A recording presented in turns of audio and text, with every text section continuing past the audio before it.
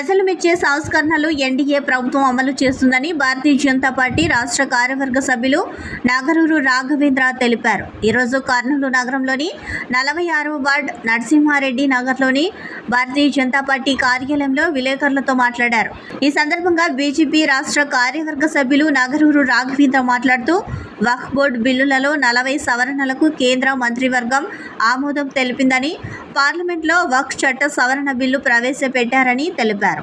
సవరణలో వక్ఫ్ బోర్డు తన ఆస్తిని జిల్లా మెజిస్ట్రేట్ కార్యాలయంలో వక్ఫ్ ఆస్తుల నమోదు చేసుకోవాల్సి ఉంటుందని, ఆదాయాలను తనిఖీ చేసే అవకాశం కలుగుతుందని, వక్ఫ్ బోర్డులో మహిళలకు భాగస్వామ్యం కలుగుతుందని, వివాదాస్పద పాత ఆస్తులను కొత్తగా ధృవీకరించవచ్చు అని అన్నారు. మొత్తము భారతదేశం అంతా ఎక్కడ చూడ అదే స్థలాలు. కర్నూలులో చూసుకుంటే దగ్గర 40,000 ఎకరాలు ఉన్నాయి ఒక బోర్డు భూములు.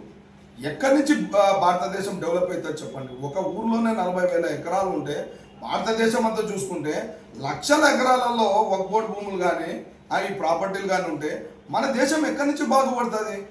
మనం వచ్చి ఇవి వక్ఫ్ భూములు, ఇవి క్రిస్టియన్ మిషనరీ భూములు అంటే ఇంకా మనం ఎక్కడ ఉండాలి భారతదేశంలో చెప్పండి? కానీ ప్రతిపక్షాలు కానీ ఇష్టం వచ్చినట్టు వాళ్ళు ప్రవర్తిస్తున్నారు. ఏదో మేము బయటకు వచ్చి ఏదో చేయాలని చెప్పి అందరినీ అంటే వేరే మతస్థులని రెచ్చగొట్టి ఒక ఉద్యమంలో చేసి దాంట్లో ఏదో ఇబ్బందులు పెట్టే పరంగా పోతున్నారు. కానీ వాళ్ళకు కూడా క్లారిటీ వచ్చే విధంగా ఆ చట్టం గురించి చెప్తే అర్థమవుతుంది. అంతేగా పాత చట్టం వక్ఫ్ బోర్డు చట్టంలో కొన్ని సవరణలు తేవాలని చెప్పి ఒక అంటే ఉమెన్స్ని తేవాలని చెప్పి ఆ ఉమెన్స్ని ఎంకరేజ్ చేస్తున్నారు. అలాగే 2-3 జాతులను కూడా దాంట్లో చేర్చాలని చూస్తున్నారు. ముస్లిం జాతులని ఖచ్చితంగా దాంట్లో చేర్చి ఈ సవరణ చట్టం ఖచ్చితంగా జరుగుతుందని నేను తెలియజేస్తున్నాను.